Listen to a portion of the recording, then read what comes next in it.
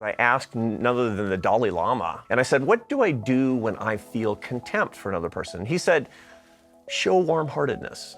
And I thought, you got anything else?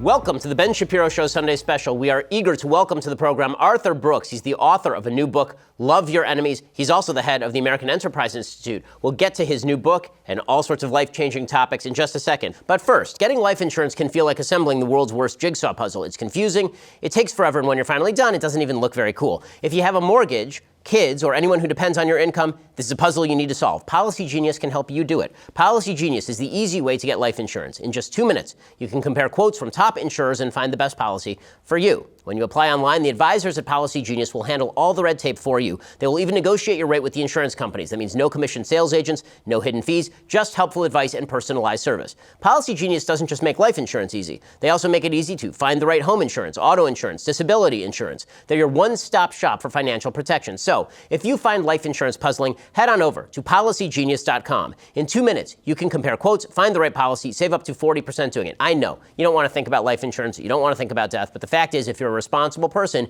you need to make sure that your family is taken care of in case, God forbid, something should happen to you. Go get a life insurance policy right now. Go check out Policy Genius, the easy way to compare and buy life insurance. Arthur, thanks so much for stopping by. I really appreciate it. Thank you, Ben. I'm just so happy to be here. I got to tell you, I have teenage kids.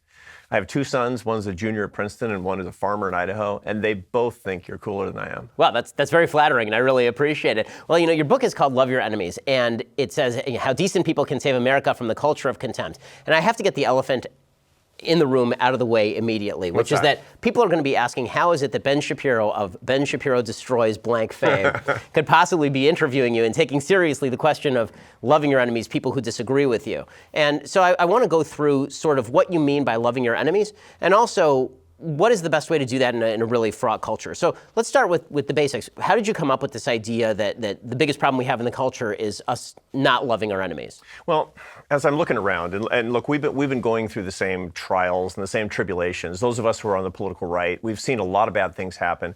We've seen just the way that the whole discourse has been spoiled, and not just by people on the other side, by people on our own side as well. And I thought to myself, what's the big problem? And people say, well, we need more civility, or we need more tolerance. That's garbage. We don't need more civility. I mean, if I said, hey, Ben, my wife Esther and I, we're civil to each other, you'd be like, oh, man, dude, you need some counseling.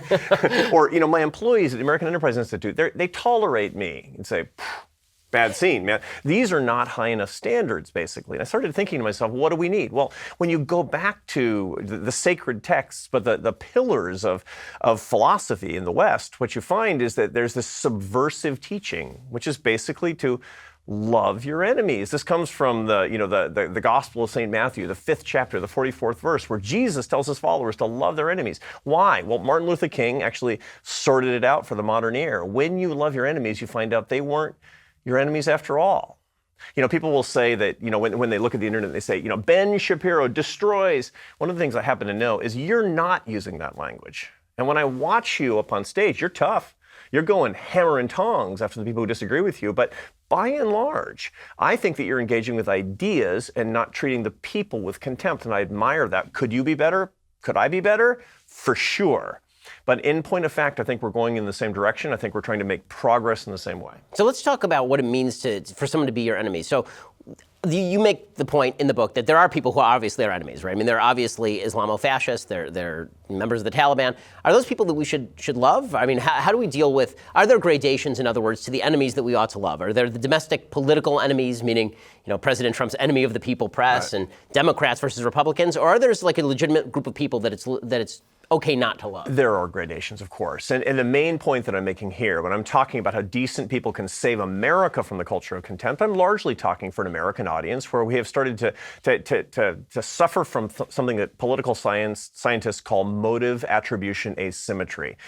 Big fancy term so that academics like me can get tenure. But basically what it means is that when you feel that you're motivated in your ideology by love, but the other side is motivated by hatred. Now this is something you typically typically see in the Palestinian-Israeli conflict, but what political scientists are finding for the very first time is that Democrats and Republicans, conservatives and liberals, are displaying the same level of motive attribution asymmetry as the Israelis and the Palestinians. In other words, we're treating each other internally in American politics as the other, as the enemy. And this is not anger. Anger's fine. Anger is literally not correlated with separation and divorce among married couples.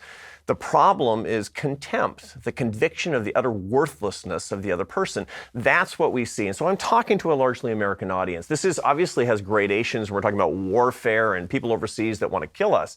But I'm telling you, when I'm looking at somebody on the political left in the United States, I can disagree, but that person should not be treated with contempt, not by me, not by you, not by anybody watching us. And if we can get past that, that is the source of our strength. And I'll admit, when I read the book, I mostly see my own shortcomings in it, things that I can do better. And you tell the story in the book of the first time that you sort of experienced the use of love in order to overcome what you felt was somebody who was attacking you, somebody who wrote you a long email going after one of your previous books, and how you responded to that. I wonder if you might want to tell that story. Yeah, so I mean, this happened a long time ago, and I recalled this because I asked none other than the Dalai Lama. I was making this documentary film, and I said, what do I do when I feel contempt for another person? He said, show warm-heartedness.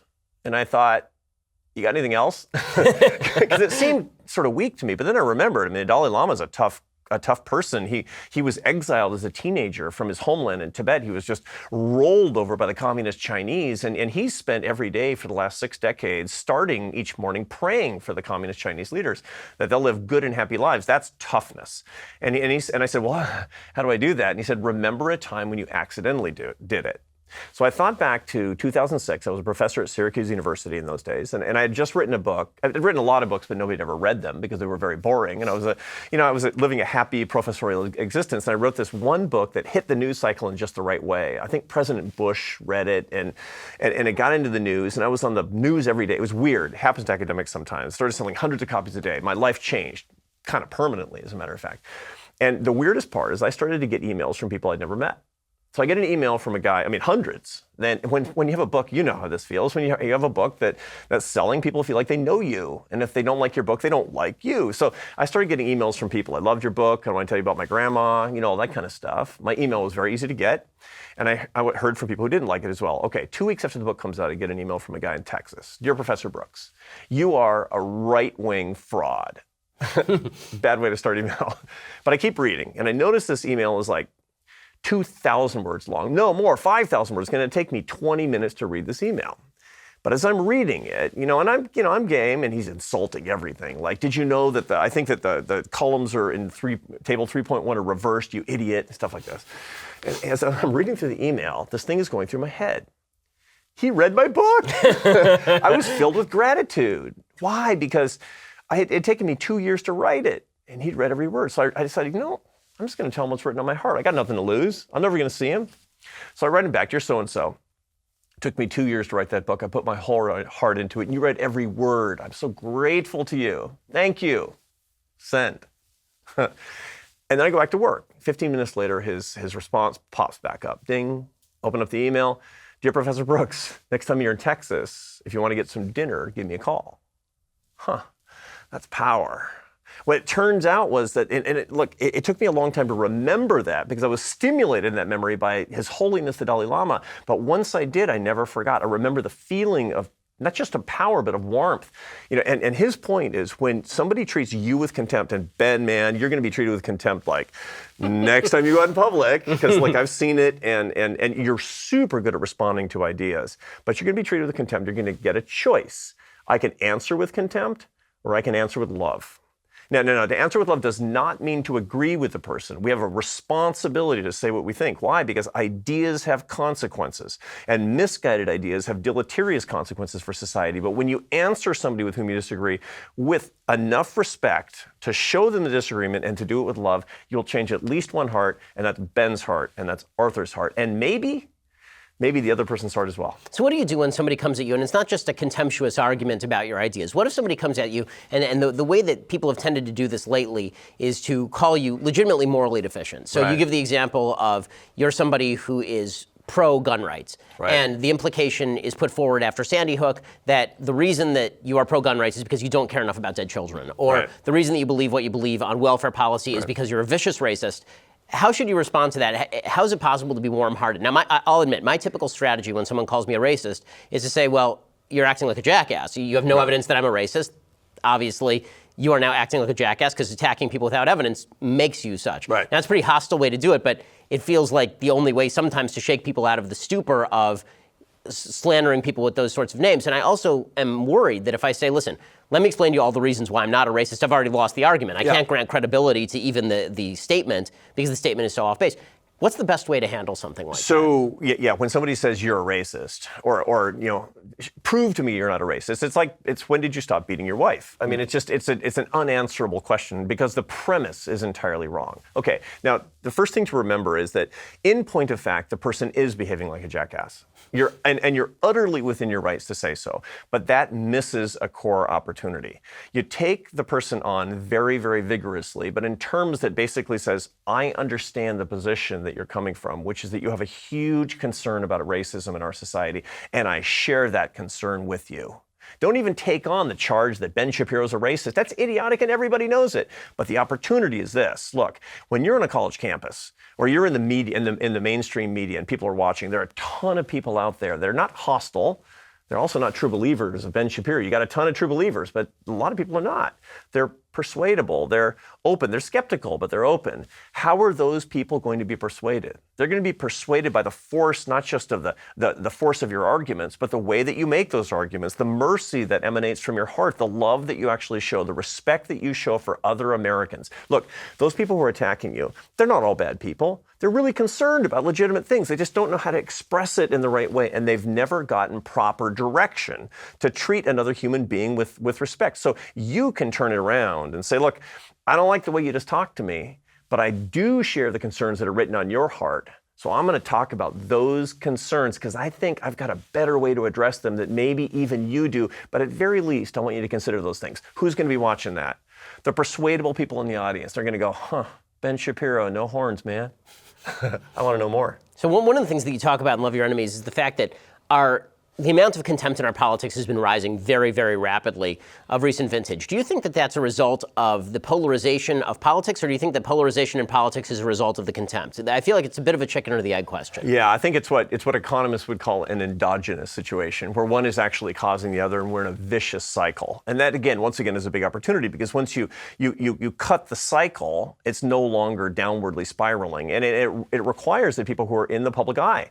I mean, I'm very blessed to be in a position where I get to talk in public, you even more, and you have millions of people who are watching this show, and you can actually cut that cycle of contempt and show other people, more importantly, how to do it. Because, what you say, people are gonna follow you because you're a leader under those circumstances. So sure, polarization leads to contempt leads to more polarization.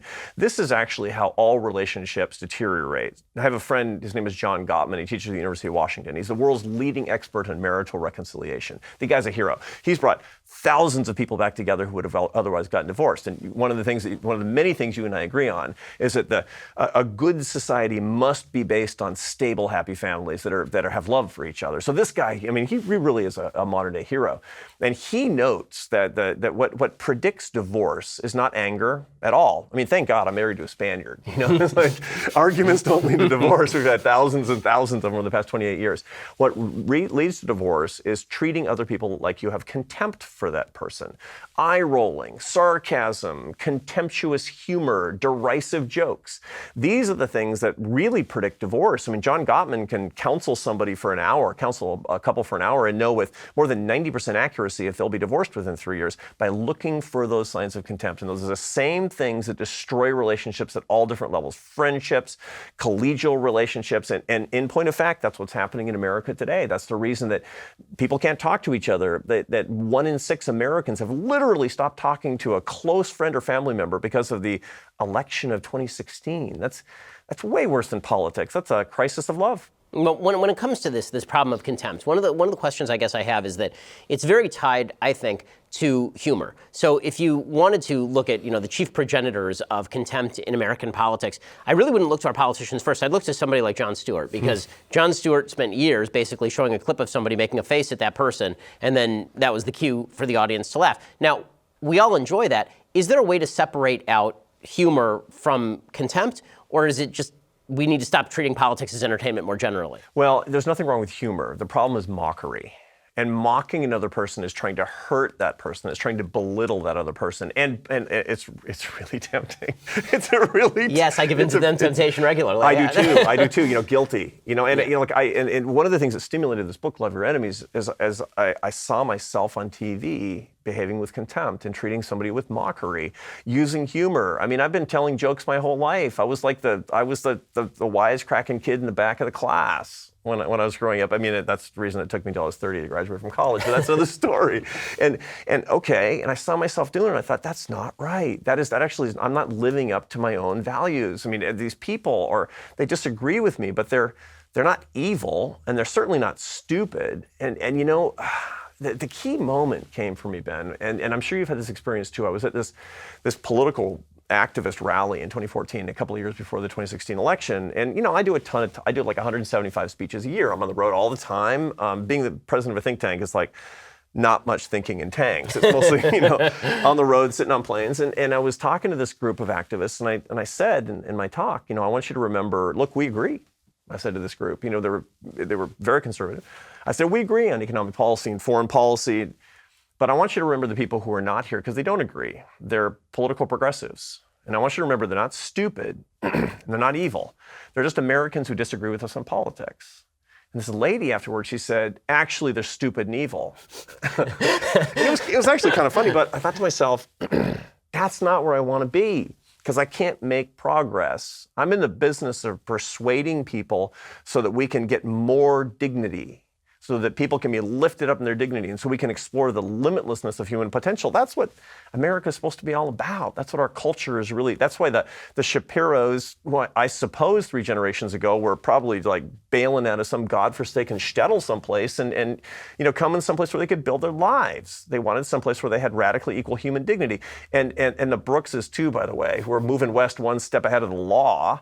and now look at you and me. I mean, we actually get to sit here talking about ideas in front of hundreds of thousands or millions of people. What a privilege.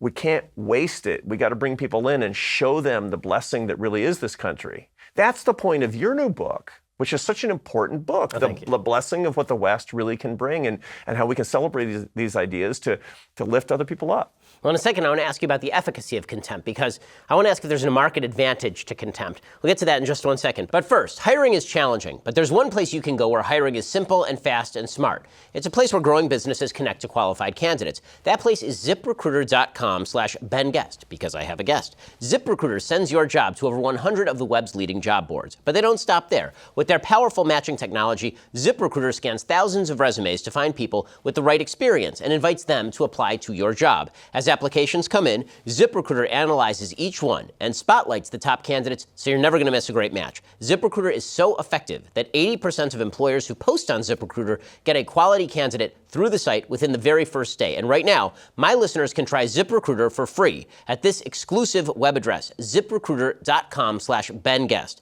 That's ZipRecruiter.com/BenGuest. ZipRecruiter.com/BenGuest. ZipRecruiter, the smartest way to hire.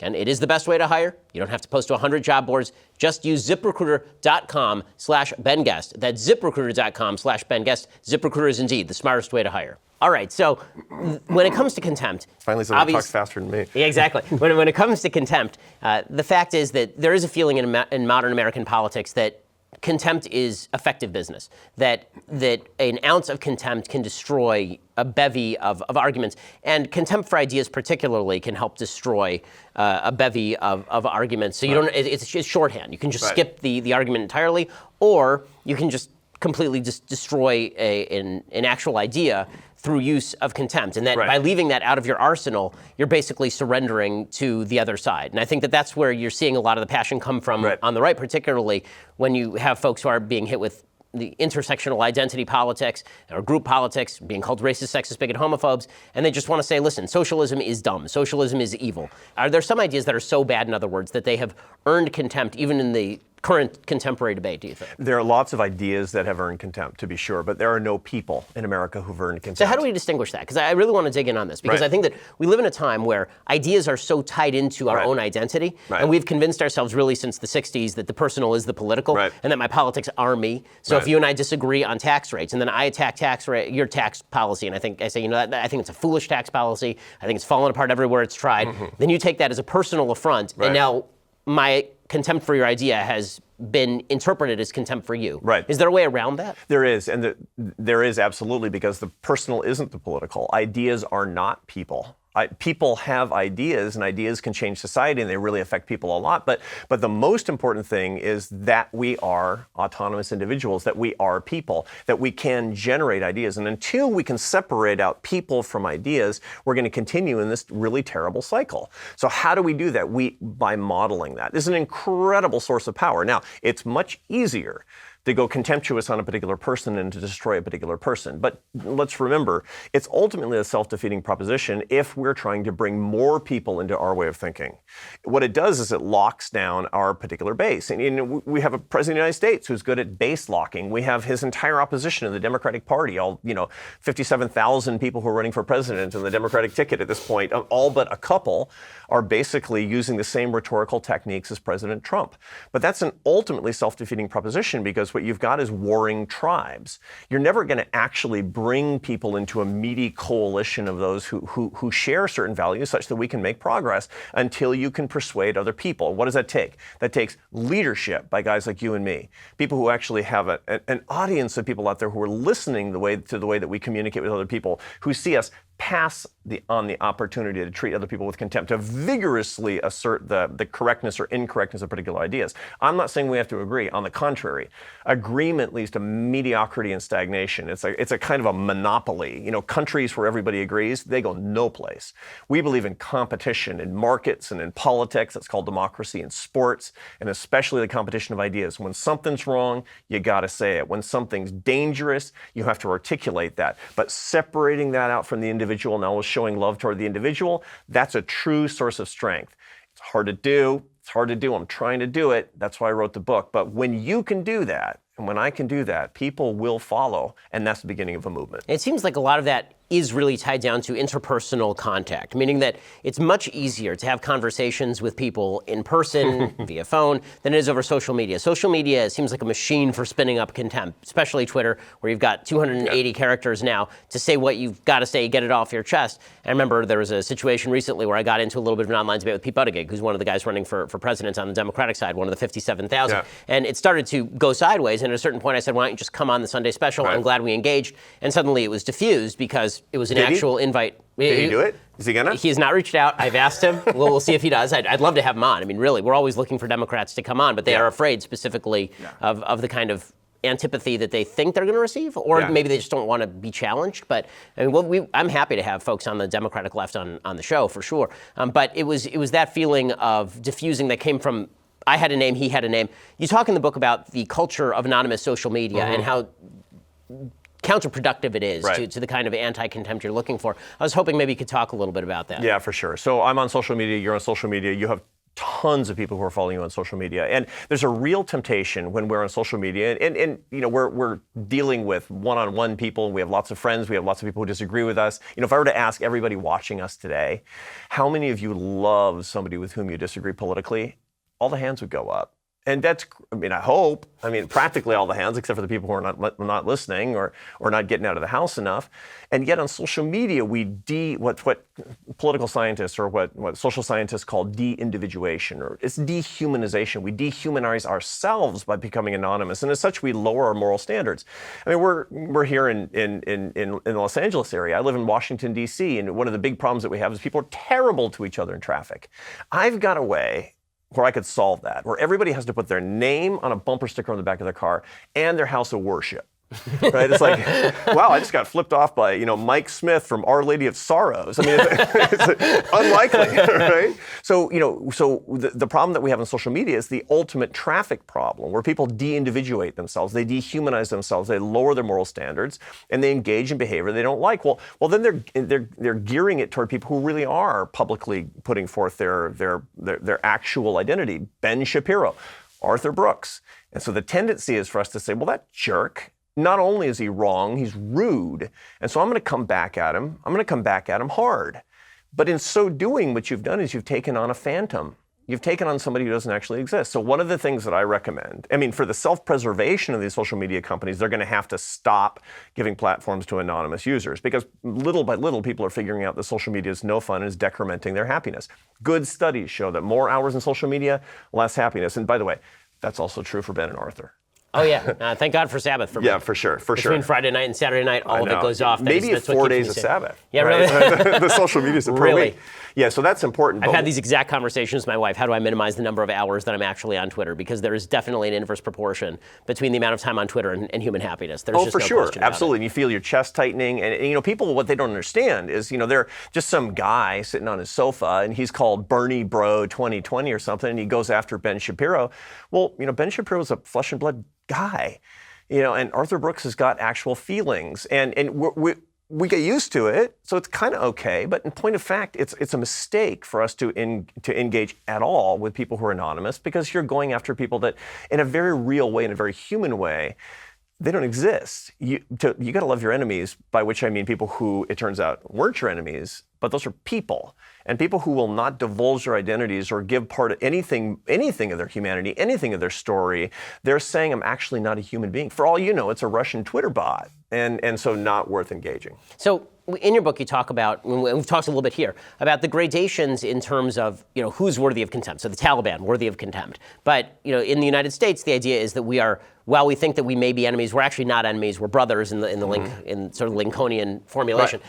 I want to ask if that's really true. And the reason I want to ask that is because as certain people on both sides become more radical, I think right now the left is moving in a radical direction faster than the right is. Donald Trump is actually, in policy, somewhat of a moderate Republican. The left seems to be moving pretty dramatically in a far left direction, including embrace of democratic socialism.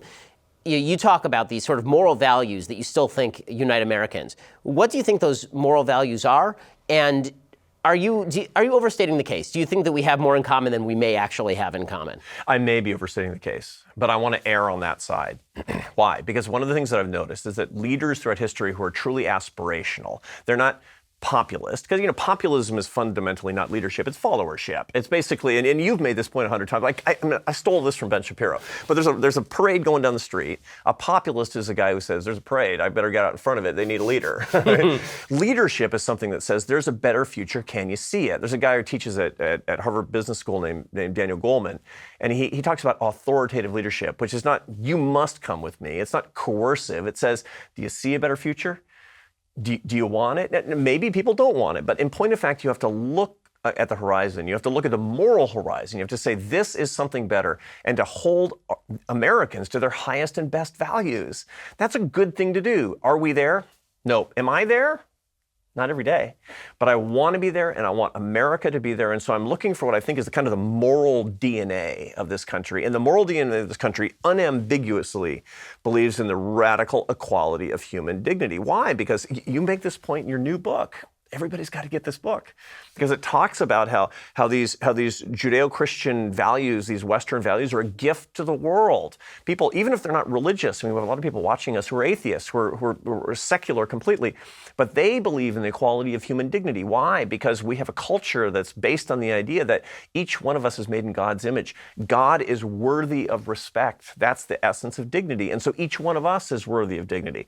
That's what Americans actually believe. Furthermore, the reason that the people came here in the first place is because we believe in the limitlessness of human potential. So let's call Americans to dignity and potential. Are they living up to it? No. Will they ever live up to it completely? Not in my lifetime. but I'm going to work in a social movement, in an intellectual movement, and in a media movement. I'm going to work with you. We're going to work together to try to help Americans live up to those standards, even though we haven't hit them yet. I mean, I certainly agree with all of that. I wonder if there are active opponents to some of that. And the reason I say that is because you point out Jonathan Haidt's moral matrix. Jonathan's been on the program, Professor Haidt, and we talked about the 5 factors, maybe 6 if you include liberty, which he added later. And you talk about how conservatives and liberals still believe in a couple of them, compassion and fairness. Compassion and fairness. But even those ones, as Professor Haidt has recognized, are seen in almost diametrically opposed ways. So fairness for conservatives is fairness in the meritocratic sense, the idea that we all have equal rights, but that the outcome is not going to be equal. And fairness for many on the Democratic side is fairness of outcome, which is directly opposed to fairness of meritocracy. Right. When it comes to compassion, on the right side of the aisle, the value system tends to be, well, compassion is me helping you find a job, develop a skill set, care for yourself. And compassion on the left side of the aisle is,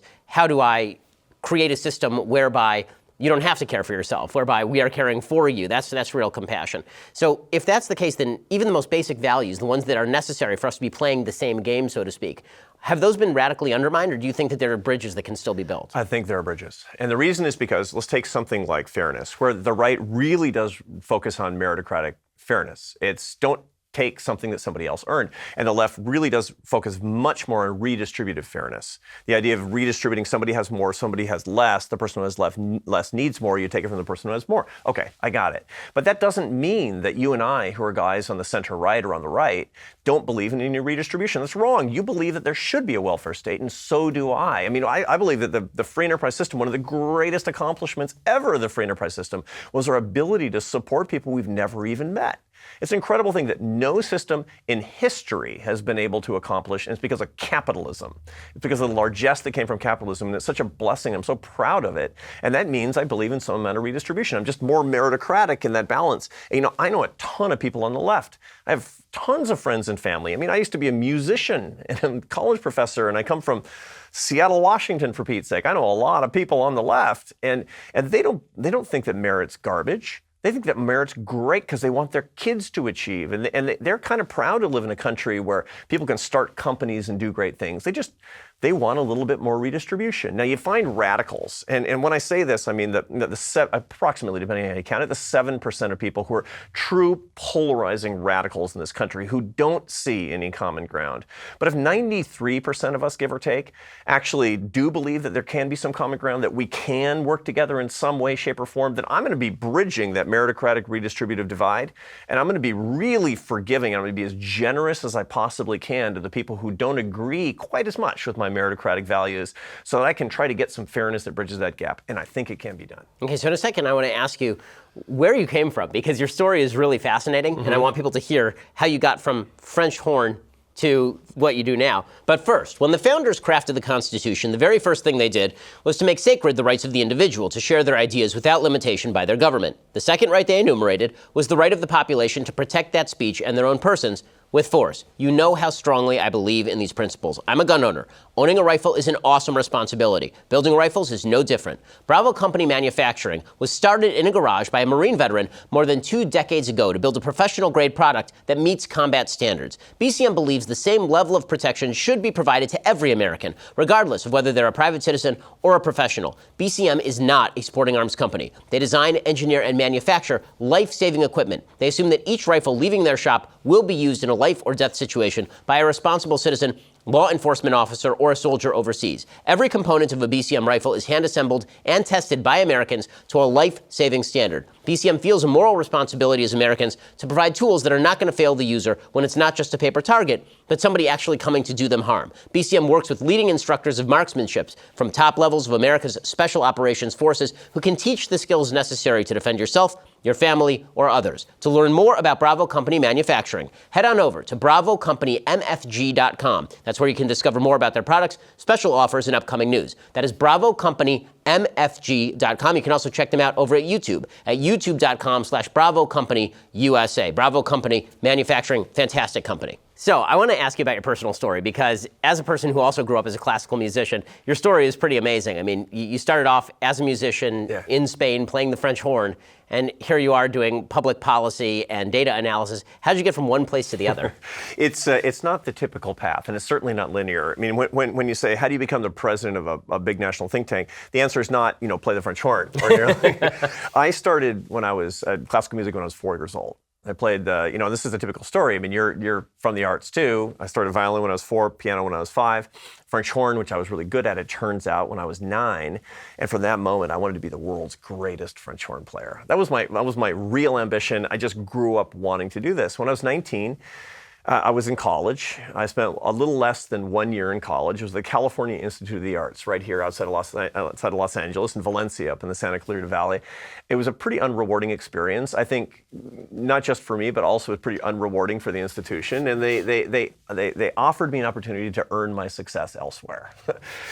And so I went out on the road as a professional. I started playing chamber music all around the United States. I did that for about 7 months a year, from 19 until I was 25. I played a couple of years with a jazz guitar player named Charlie Bird.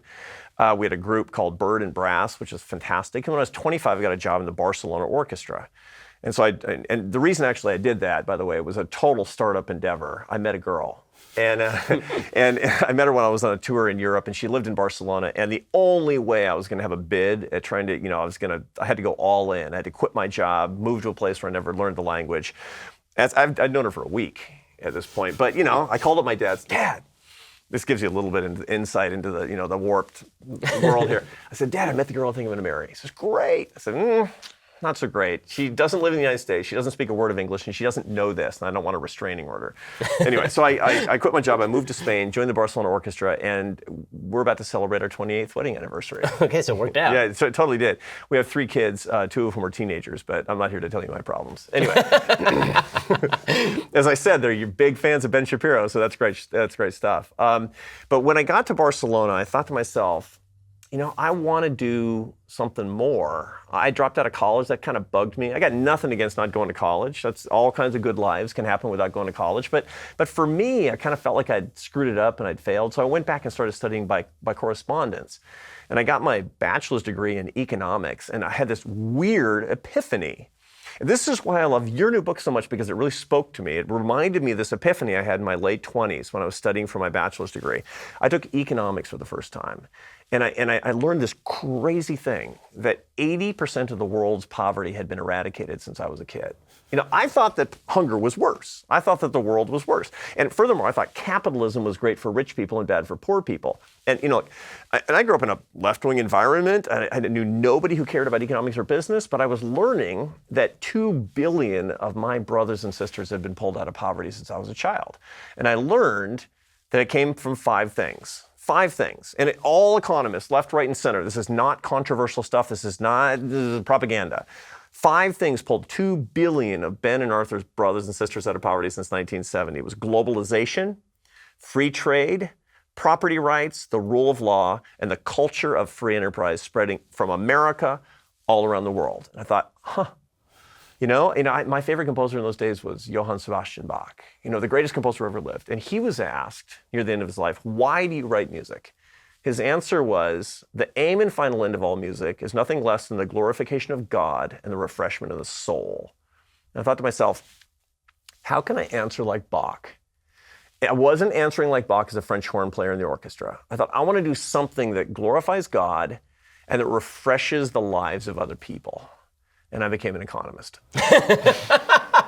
From the sublime to the dismal, man. Bach made me into an economist. And then I got my PhD, I taught for 10 years, and then I became president of the greatest think tank in the world, the American Enterprise Institute, where people fight every day for dignity, for potential, and who believe that the free enterprise system is America's gift to the world. But in an artistic way, because the fact is that unlike most economists, you're a story-driven person. You talk about this in Love Your Enemies. The idea that story is really what connects us, and while you can know all the stats that you want to know, in the end, what's really going to allow you to connect to other people is the ability to identify with them on a one-to-one level. Absolutely. The truth is, it's funny, and when you're trained as an economist, you start believing that the force of your arguments is going to win people over. And I wish it did, but I lost arguments for 15 years.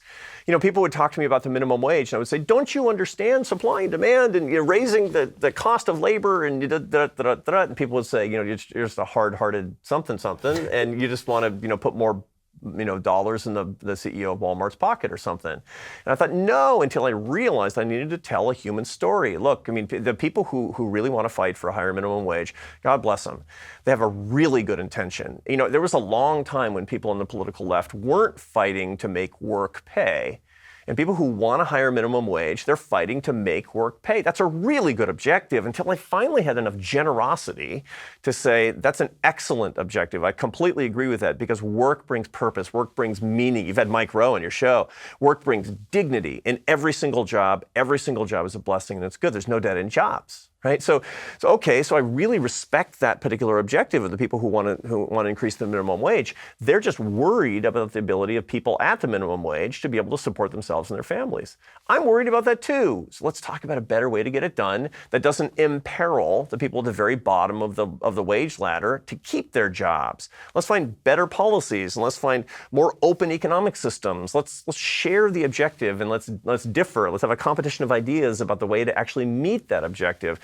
That's stories about real people, and that's rocked my world, man. That's completely changed my work. Well, you talk a lot in the book, at least at the beginning, about the 2016 election, what you think happened there, what drove President, because Trump breaks a lot of these rules, right? President Trump is a master of the use of contempt. It drips from everything that he says. He can be vicious and brutal and very effective in his political warfare. And you talk specifically about sort of a group of folks who you believe felt dispossessed by current politics and were looking for a leader to kind of restore a feeling for them.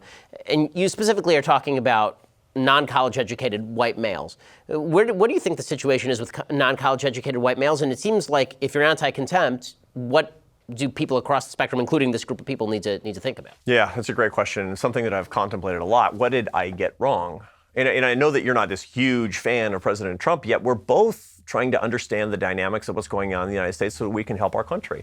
For the people on the left have always said there's this income gap, and people on the right have always said there's an opportunity gap.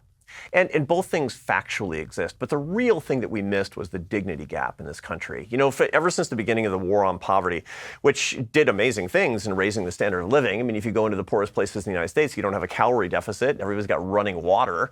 They have enough space to live in. But the truth of the matter is that it's basically that system in our culture has said to poor people, we don't need you. The basis of dignity is to be needed by your family, to be needed by your community, and indirectly to be needed by the economy. We forgot that. We've been moving away from that for a long time. That was exploded, that was exacerbated massively by the financial crisis of 2008. And people who in positions of authority and power, they didn't seem to understand that there was a dignity gap. And when people feel that they are not needed, man, they're going to fight back. They want somebody who's going to fight for them. Donald Trump, his ideas may have been good, they might have been bad. His ideas about, I'm standing in front of a coal mine or a steel plant saying I'm going to open this thing back up, you might have said, that's a bunch of claptrap, that's not right. But finally, somebody was fighting for people who felt that their dignity had been attenuated. So what are we going to do about that? If Donald Trump as a coercive leader is ultimately not successful in his bid, look, he's got the best economy in decades and his popularity isn't very high. I'm not going to say, I'm not a political prognosticator, I'm not a meteorologist in the weather of politics, but I don't know what's going to happen. But whether he's successful or not successful, we have to take a lesson about dignity from this. And that comes from making every single person needed. You want a good policy, it makes people more needed. You want a terrible policy, it makes people less needed to their families, which is to say that it splits families apart, it creates incentives for that, less needed in their communities by fragmenting our communities, and most importantly, in the case that we've seen over the past 10 years, unnecessary to the economy by creating incentives for idleness, by making it harder to find jobs. This is the oracle on how to bring dignity back and to how to fix this situation for the United States. Well, this is such a fascinating debate to me because what I've seen is that there's sort of this continuum when it comes to the dignity gap and the power of work, ranging from Tucker Carlson on sort of the populist, I would almost say left, to Orrin Cass, who's somewhere in the middle. Did you say that Tucker Carlson's on the populist left?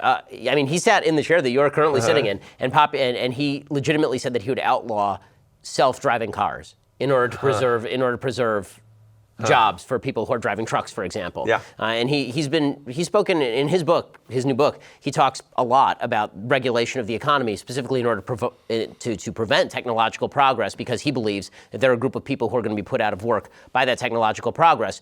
That policy is almost indistinguishable in certain ways from Bernie Sanders' policy. Right. And so when it comes to Tucker on cultural issues, he's of the populist right. When it comes to issues of economics and regulation, he's in many ways closer to the populist left. It's kind of fascinating. Then you have folks like Orrin Cass, who are kind of in the populist middle right, who have suggested regulatory reform, but he's also suggested the idea of a certain amount of redistributionism. Where do you fall along these lines? I mean, how do we cure this problem? Because it seems to me that we may be, if we feel we're in a transformative moment, if we feel that we're in a moment where technology is obviating an enormous number of jobs for people who don't graduate from college, then is the solution to that redistributionism? Is the solution to that regulation? Or is the solution to that maybe something else, which is, for the first time in a long time, returning to finding meaning in something other than simply going to a factory and doing a job? Yeah. No. Okay. So I'm not a populist. I'm not trying to rhyme here. I'm an optimist. I'm an optimist about what can actually happen in this country. Look, we've had wave after wave of technological change. We've had wave after wave of the way that jobs are sorted, the way that they break up, the way that they're reformulated. And one thing I'm just not willing to accept is that people actually can't see labor markets and skills in new ways. This is America. I mean, the whole idea that somehow it's either no skills and desperation and trying to, hit the brakes on technology so that self-driving cars are somehow illegal, or you have to go to college. That's an insane dichotomy as far as I'm concerned. The truth is we've lacked imagination in this country because we have a completely screwed up educational system. We have an educational system that is great at serving guys like Ben and Arthur, and it's really, really bad at serving people who have all kinds of visuospatial skills. It's crazy that our standardized testing in this country looks at verbal and quantitative, but it doesn't look at visuospatial skills. Look, I got a kid. I have a teenage kid. He's turning 19 this year. His name is Carlos. He loves you. He's watching this right now. Carlos graduated from high school. He didn't want to go to college. He wanted to go to work. So he went to work on a farm in Idaho, and he is thriving. He's getting up at 5 o'clock in the morning during harvest. He's driving a $500,000 combine. He's doing stuff that I can't even imagine. It amazes me. I'm so proud of him. Well, I'm his dad. I could kind of help him make his way into so that he could earn his own success. But not everybody is in a family where those opportunities exist. Why don't we have a country that has the imagination to say that not everybody's cut from the same mold, that if you don't go to college, you're somehow a loser? That's nuts.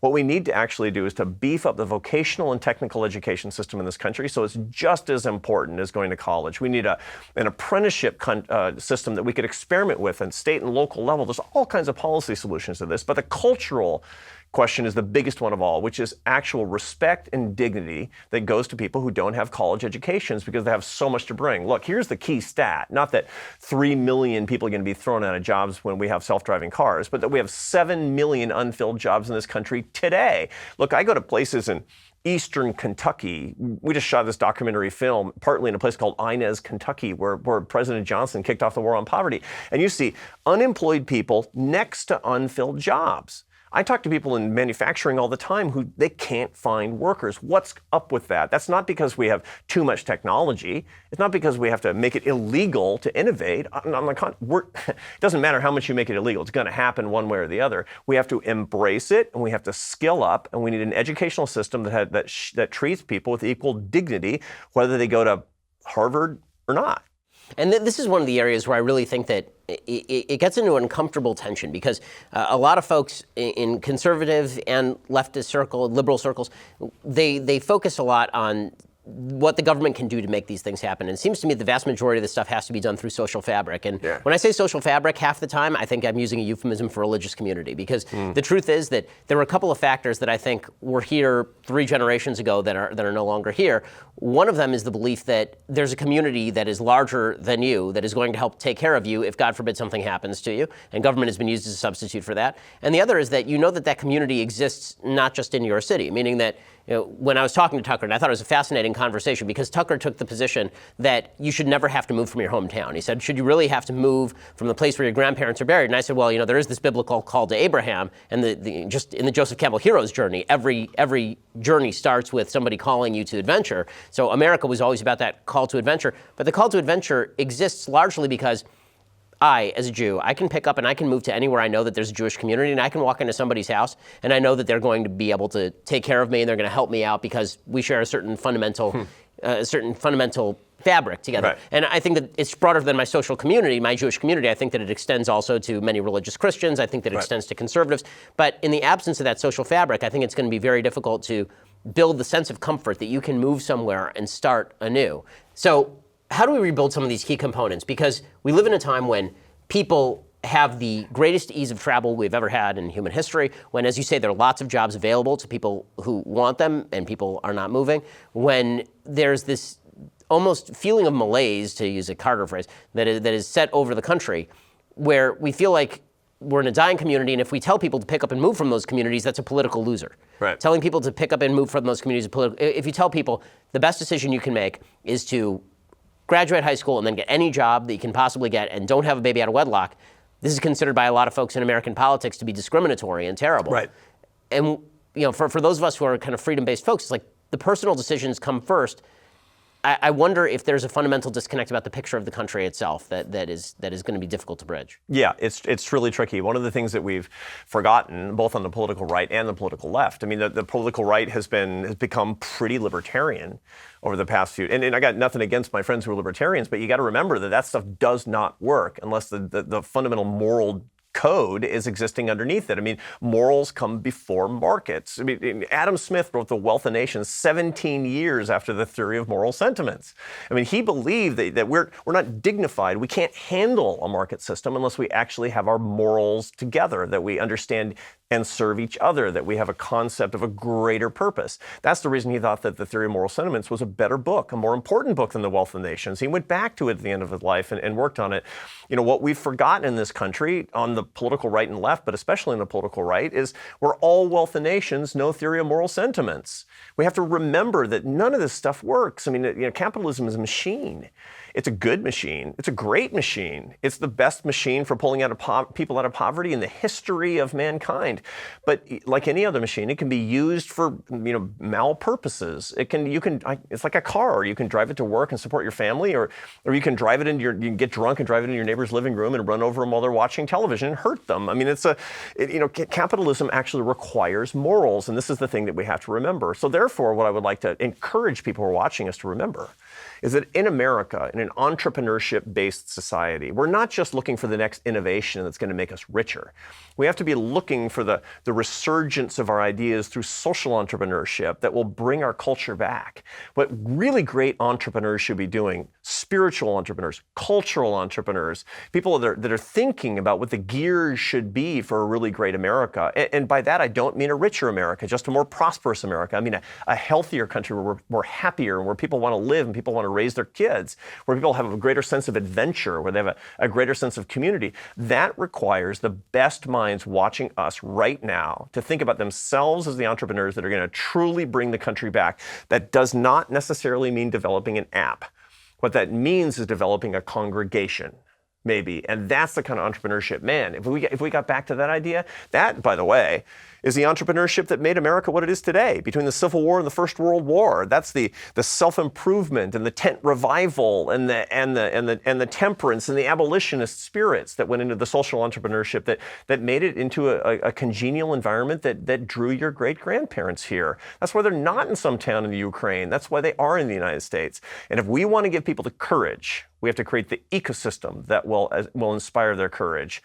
If we want them to get a U-Haul, instead of just being depressed about what's going on, we have to create an environment where they have that kind of confidence, just the kind of confidence that you're talking about. And that requires the innovative spirit, the frontier spirit that we've kind of lost in this country, and we got to get back. So I want to ask you a base political question, because we haven't done any base politics at this point. So I want to ask you, you talk about the distinctions between conservative and libertarian and how much of a social welfare state there should be. What is your ideal? What do you think should the social welfare state look like? And full disclosure, I tend toward the more libertarian on this. Mm-hmm. My view is that the vast majority of social welfare should be done at the non-governmental level by religious communities, ideally. And then if there are people who fall through the cracks, that's where local government comes in, then state government, then federal government. But you talk about sort of the certain levers that you think that we can tweak in social welfare. Where do you see the ideal social welfare state being? What do you think that level looks like? Now, I mean, I could probably put dollar figures on it. We could kind of go through the spreadsheets on it. That's what we do. That's why God created the American Enterprise Institute. It's actually to come up with dollar figures on this. But as a philosophical principle, I have pretty solid libertarian roots like you do. But they're more morally based than practically based. I'm not really that concerned about how much it costs. What I'm concerned about is the deleterious spillovers that happen to people at the margins of our society. And so the key thing for me is using our policy ideas, using our intellect, using the blessings that we've got on behalf of people with less power than Ben and Arthur. That's my view. I mean, I'm very Catholic, in this way. But by the way, where did I get these ideas? We got these ideas from the Jews. This idea that we exist such that we can help people with less power than we have, that can mean a lot of different things. I don't care that much about the money. I mean, I realize that you run out of other people. It's like Thatcher once said, you run out of other people's money sooner or later. What I worry about is the extent to which we've designed programs that demobilize people, that hurt people, that marginalize people and leave them desperate. One of my colleagues, Charles Murray, who wrote Losing Ground in 1984, he pointed this out. The problem with the welfare system is not how much it costs. It's that it harms the people it's supposed to help, and that's the fundamental problem. So my libertarianism, to the extent that we can call it that, is based on that. For the principles, how much it costs, then we're actually getting into accounting. What actually works? Well, what works, the criterion for what works is, does it make people more needed or does it make people less needed? And welfare programs from April 23rd, 1964, when Lyndon Johnson went to Inez, Kentucky, until today, have been making people less needed, more comfortable and less needed. And that's the big scandal of that. I'm willing to spend tons of money.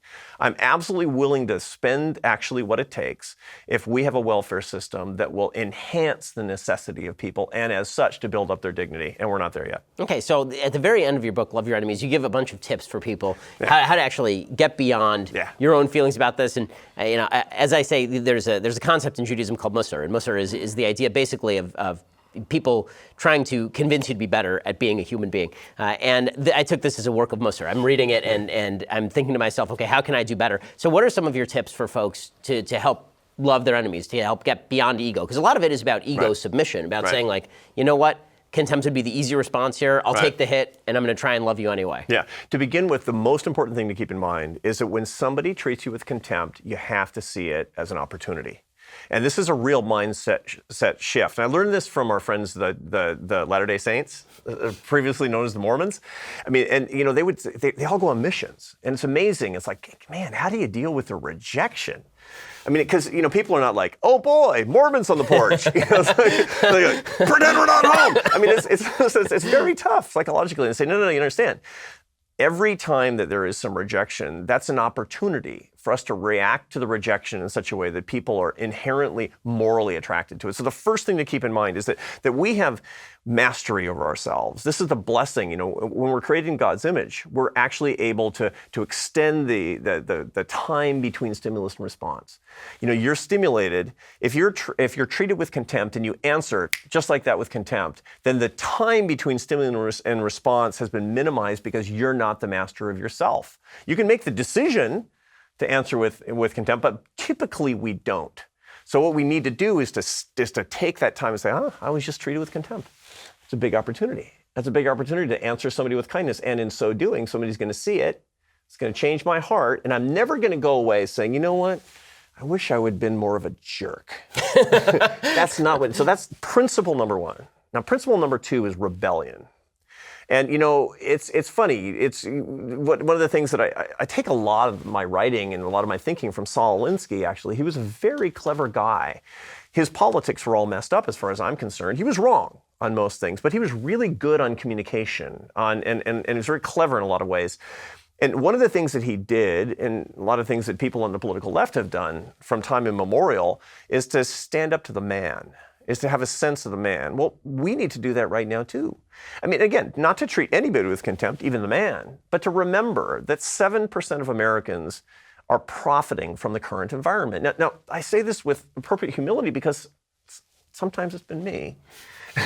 And I don't want it to be me. And that's why I've written the book. And that's why we're having this conversation. That's why I'm so grateful that we get to talk about it, because we haven't been perfect, but we want to be better.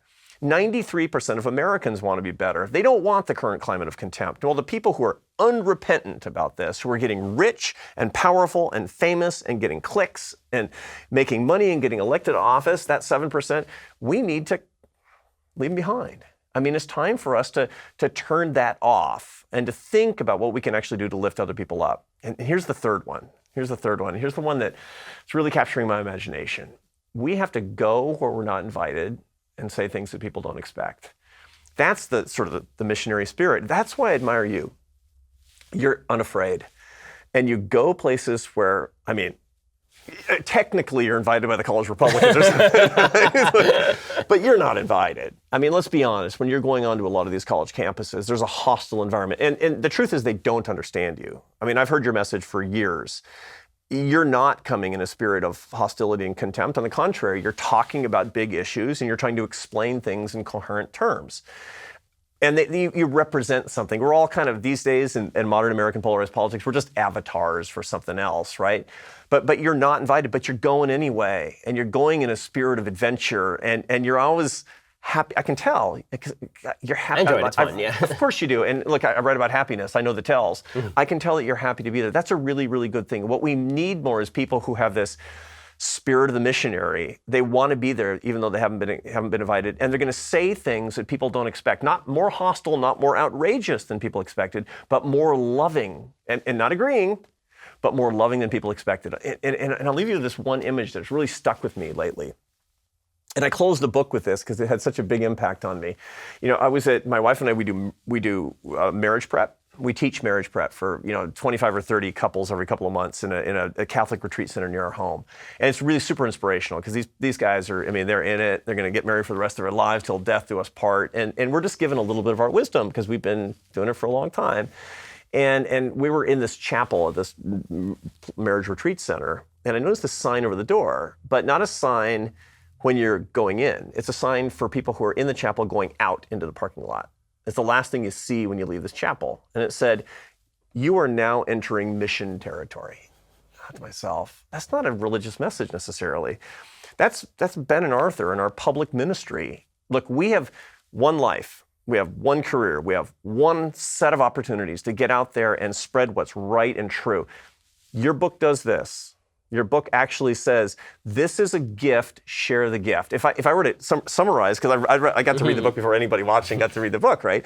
That this is our gift and we get to share it, embrace it with love and happiness and with affection and with positivity. That's as far as I'm concerned, that's the point of your book. That's what we can do with our public ministry and all the things that we talk about as well. Get out there, remember that when you go out of the house and you're talking to friends and you're talking to people who disagree with you, you're in mission territory. Don't mess it up. Nobody kicks down the door and threatens somebody unless they join the church. They try to make it beautiful and they try to make it good. And that's what I can certainly be better at, and that's what I'm dedicating the rest of my life to doing. So I have to ask you, because you've been a famous vegan for a long time. How did I have to ask you this because I've been getting this question more and more on college campuses, and I really do think that in 100 years, when there are actual appropriate meat alternatives for children, this is going to be one of those areas where in 100 years people are going to look back and say, you used to kill animals for food. So, to raise them? To kill them? Right, exactly. That's insane. How did you become vegan? How did that happen? My wife. So my wife is always, I mean, all good things in my life come from my wife. I mean, it's everything I've learned about love, everything I've learned about my Catholic faith, all that stuff comes from my wife. And my wife experiments with different diets from time to time. And I have to say, it always kind of bothered me. I mean, eating, and again, I'm not, I'm going to get a ton of email for this. No, I get it too. I've expressed some warmth toward veganism, yeah. There's going to be some at me just because, and I'm not saying that nobody should eat meat and that people shouldn't raise animals and people shouldn't, I mean, fine.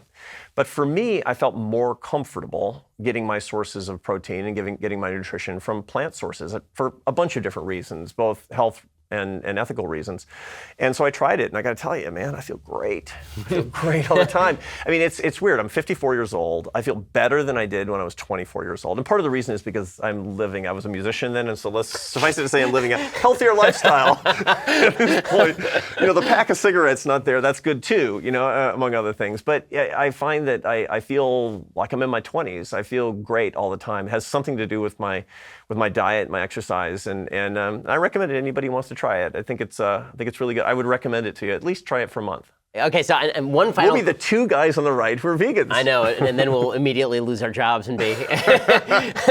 So I have one more question for you. I want to ask you where you're going next, because you were at AEI and now you're moving on. I want to ask about that. First, if you want to hear Arthur Brooks' answer, you have to be a subscriber at Daily Wire. To go subscribe at Daily Wire, go to dailywire.com, click on that subscribe button. You can hear the end of our conversation over there. The book itself is amazing. You should go buy it. Love Your Enemies by Arthur Brooks. Thanks so much for stopping by. Really appreciate your time. Thank you, Ben.